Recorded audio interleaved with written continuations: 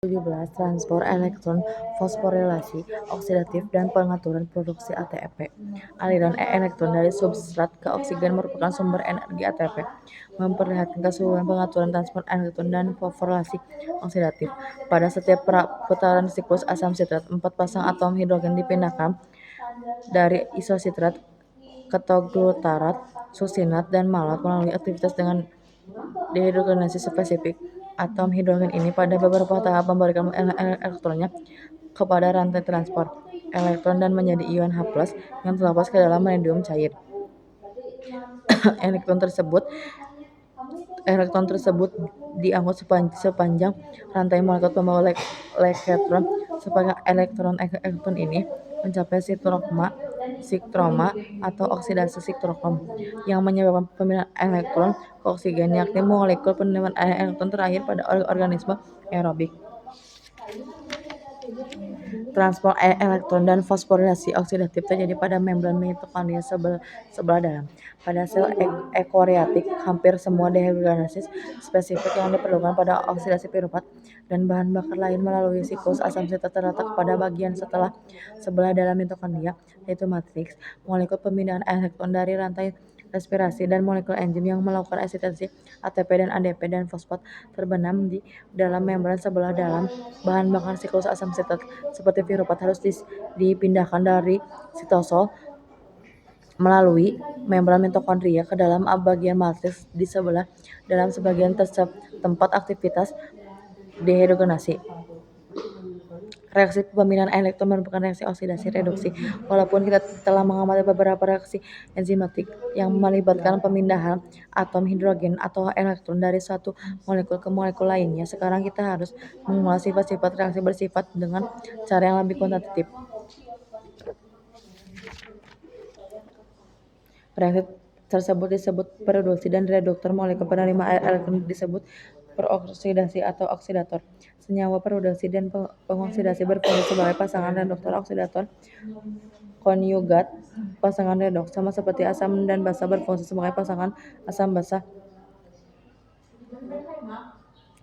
Keempat jenis pemindahan elektron ini terjadi di dalam sel. Istilah umum ekivalen reduksi biasanya digunakan untuk menentukan satu ekivalen elektron yang terlibat di dalam satu oksidoreduksi, baik dalam bentuk hanya elektron saja, atom hidrogen, atau suatu ion hidrida, atau terjadi dalam reaksi dengan oksigen menghasilkan produk peroksigen, seperti akan kita lihat dalam transport elektron pada mitokondria.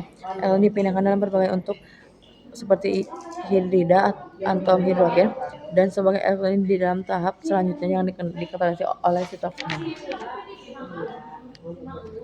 Setiap pasangan reduksi konjugat memiliki potensial baku yang khas. Kecenderungan suatu pasangan asam basa konjugat untuk melepaskan proton secara dapat balik ditunjukkan oleh konstanta desosiasi K. Demikian pula kecenderungan suatu pasangan redoks konjugat tertentu untuk melepaskan elektron dapat juga secara kuantitatif oleh suatu tetapan, yaitu potensial oksidasi reduksi baku EO didefinisikan sebagai gaya elektromotif dalam volt yang dapat dipegang oleh elektroda yang ditempatkan di dalam larutan yang mengandung baik senyawa pemberi elektron maupun penerima elektron konjugatnya pada konsentrasi 1,0 m, suhu 25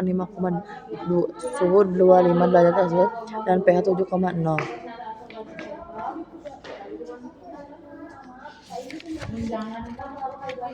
Perubahan energi bebas menyertai perpindahan elektron. Nilai EO berbagai pasangan redoks menyebabkan kita dapat menambahkan arah aliran elektron dari satu pasangan redoks ke pasangan lain jika keduanya terdapat pada keadaan baku dan jika tersedia suatu katalisator. Elektron biasanya tidak akan mengalir dari suatu pasangan redoks ke pasangan lain kecuali terdapat suatu katalisator atau enzim untuk mempercepat proses. Terdapat banyak molekul pembawa elektron pada rantai transport elektron. Mitokondria mengandung sejumlah besar protein pembawa elektron yang bekerja secara berurutan untuk memindahkan elektron dari substrat ke oksigen. Walaupun memperlihatkan rantai memiliki 7 pembawa elektron, hal ini adalah gambaran ringkas. Ada 15 atau lebih gugus kimia pada rantai transport elektron yang dapat menerima dan memindahkan ekuivalen senyawa periodis secara berurutan, yang disederhanakan pada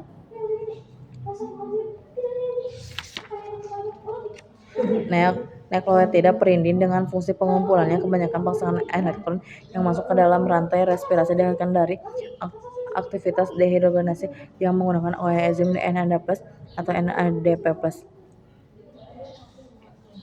Dehidrogenase yang berkaitan dengan perindin sebagai besar bersifat spesifik bagi NAD+, namun demikian jenis yang lain memerlukan NAD+ sebagai penerima elektron seperti glukosa 6-fosfat dehidrogenase. Sebagian kecil seperti glutamat dehidrogenase dapat beraksi dengan NAD+ dan atau NAD+.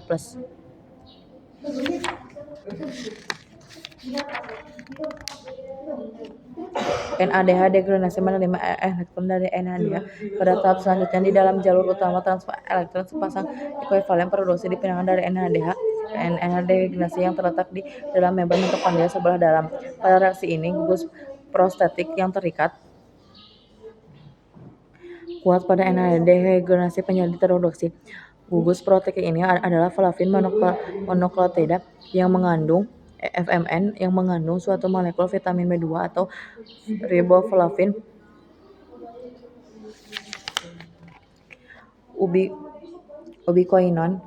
Ubikoinon adalah senyawa koinon yang larut dalam lemak.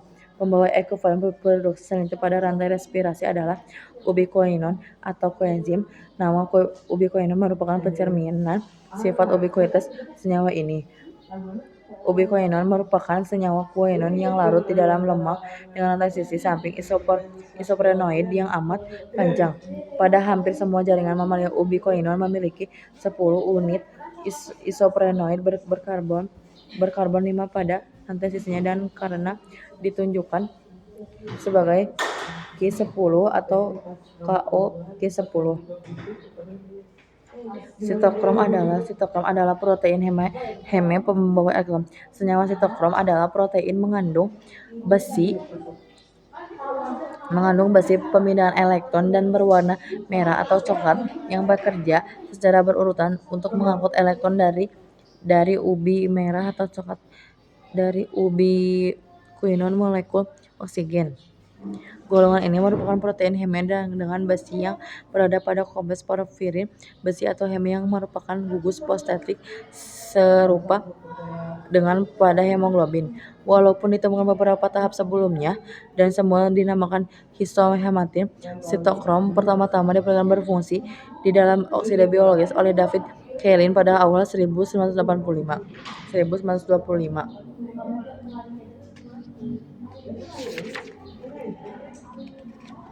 Reduksi tidak sempurna oksigen menyebabkan kerusakan sel. Amat penting bagi sel bahwa molekul oksigen harus tereduksi sempurna menjadi 2H2O dengan menerima 4 elektron. Jika O2 hanya tereduksi sebagai dengan menerima 2 elektron, produknya adalah hidrogen peroksida H2O2. Jika O2 menerima hanya 1 elektron, produk yang dihasilkan adalah radikal superoksida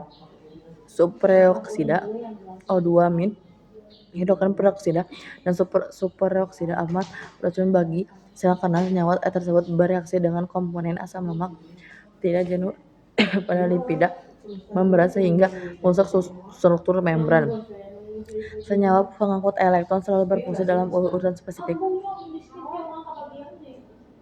Semakin positif pada arah menuju oksigen seperti yang kita harapkan karena elektron cenderung mengalir dari sistem elektronegatif ke sistem elektropositif, menyebabkan penurunan dalam energi bebas. Kedua setiap anggota rantai respirasi bersifat spesifik bagi senyawa pemberi dan penerima elektron tertentu. Sebagai contoh, NADH dapat memindahkan elektron ke NADH dehidrogenase, tetapi tidak dapat memindahkan elektron ini secara langsung ke sitokrom B atau ke sitokrom C.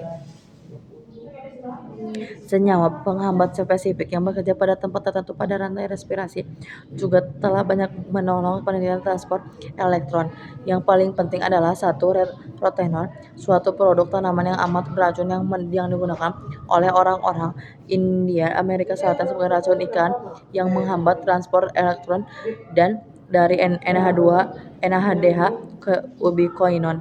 2. Antibiotik beracun antimisin yang diisolasi dari suatu jalur sebelum yang menghambat pemindahan elektron dari ubikoinon C.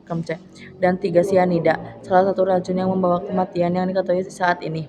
Sianida menghambat proses reduksi oksigen yang dikatalisa oleh sitokrom A3. Energi transport elektron disimpan oleh fosforilisasi oksidatif. Melihat adanya 3 bagian penyimpanan energi pada rantai transport elektron yang memberikan energi yang diperlukan untuk membuat ATP dari ADP dan fosfat di dalam proses fosforilisasi oksidatif. Pasangan elektron yang berasal dari NAD mengikat yang dehidrogenase melalui ketiga sisi penyimpan energi dan karenanya menghasilkan maksimum 3 ATP. Enzim penyintesis ATP telah diisolasi dan dirokalisasi.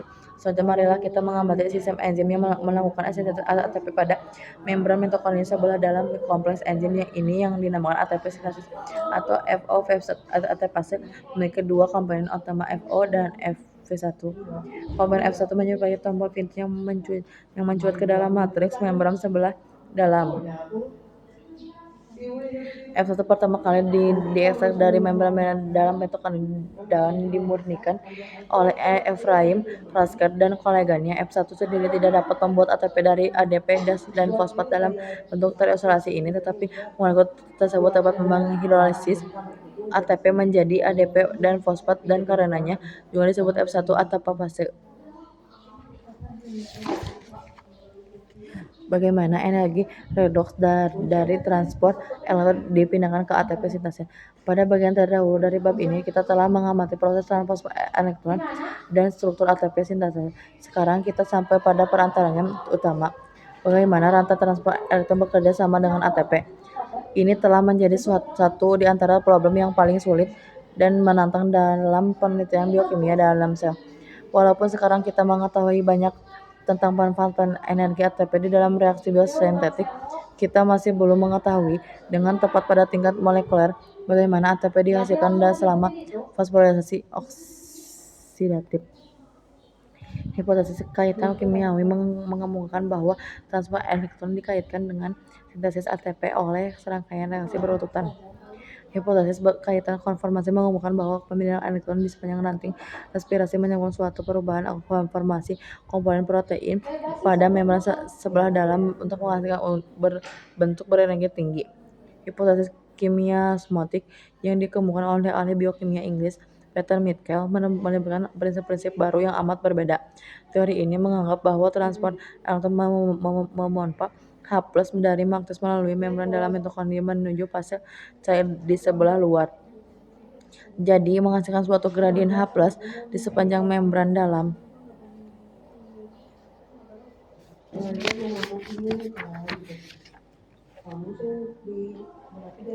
Fosforilis oksidatif dapat dicegah oleh senyawa pembebas. Senyawa kimia tertentu contohnya 2,4 dinitrophenol membiarkan transport elektron pada mitokondria tetapi mencegah fosforilasi ADP menjadi ATP dengan penebasan kaitan penting di antara transport elektron dan sintesis ATP. Aliran elektron menyebabkan mitokondria yang sedang melakukan respirasi melakukan H+. Energi yang dibebaskan pada saat elektron mengalir dari substrat ke oksigen di sepanjang rantai respirasi pada keadaan tertentu dapat menyebabkan transport H+ dari matriks mitokondria ke dalam medium. Hipotesis kimiasmotik mengemukakan bahwa gradien foton membawa energi dari transport elektron menuju sintesis ATP. Sifat-sifat mitokondria yang baru dijelaskan di atas menyusun batu landasan bagi hipotesis kimiasmotik. Hipotesis ini mengemukakan bahwa fungsi transport elektron yang terjadi pada membran dalam adalah untuk memompa H+ dari matriks ke medium sebelah luar, jadi menghasilkan gradien H+ sama keluar di antara dua fase cair yang dipisahkan oleh membran sebelah dalam. Energi transport elektron bermanfaat bagi keperluan lain. Peranan utama transport elektron pada mitokondria adalah untuk memberikan energi bagi sintesis ATP selama fosforilasi oksidatif. Tetapi energi transport elektron dapat dipergunakan bagi keperluan biologi lainnya. Sebagai contoh, energi ini dapat dipergunakan untuk menghasilkan panas bayi mamalia lain yang dilahirkan tanpa bulu, rambut, dan beberapa hewan yang hidup di udara dingin dilengkapi dengan sejenis jaringan lemak khusus yang disebut lemak coklat pada lehernya dan bagian belakang atas.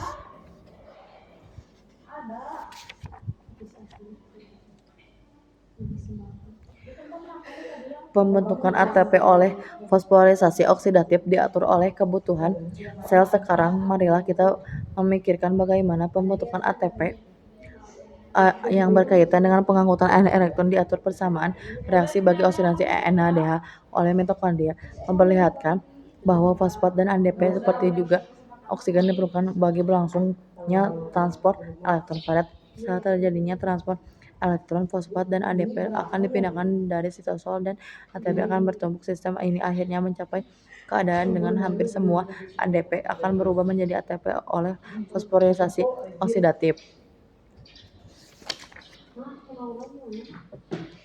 Dari siklus asam sitrat meningkat lebih tinggi dari keadaan normalnya, ATP dan sitrat melakukan penghambatan allosterik secara terencana terhadap fosforoksigenase. Keduanya bersama-sama lebih menghambat dibandingkan dengan jumlah efektif masing-masing individu. Jadi suatu jaringan mekanisme pengaturan yang saling melengkapi. Sel mengandung enzim-enzim lainnya yang memanfaatkan oksigen. Lebih dari 90% oksigen yang dikonsumsi oleh kebanyakan sel direduksi oleh oksidasi sitokrom pada mitokondria. Akan tetapi beberapa jaringan mengandung jenis lain enzim pengkonsumsi oksigen yang melangsungkan reaksi oksidatif khusus. Di sini atom oksigen secara langsung bergabung dengan molekul substrat membentuk misalnya suatu gugus hidroksil atau karboksil baru. Terdapat dua golongan oksigenase, deoksinase dan monoksidase. Deoksinase mengkatalisis reaksi di mana kedua atom oksigen pada O2 bergabung dengan molekul organik substrat.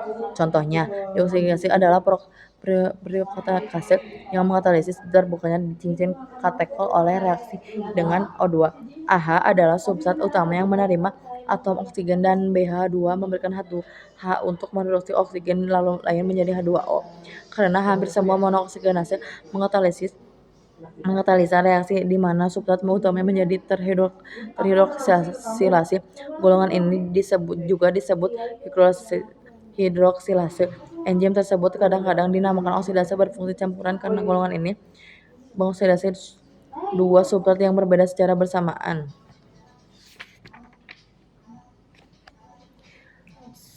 Sitokrom P450 mengkatalisis reaksi hidroksilase dengan substrat organik RH terhidroksilasi menjadi ROH dengan mempergunakan suatu atom oksigen dari O2 yang lain terreduksi oleh ekuivalen.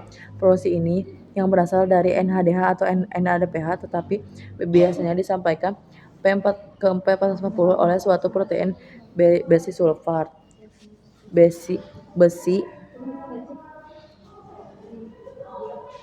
sulfur.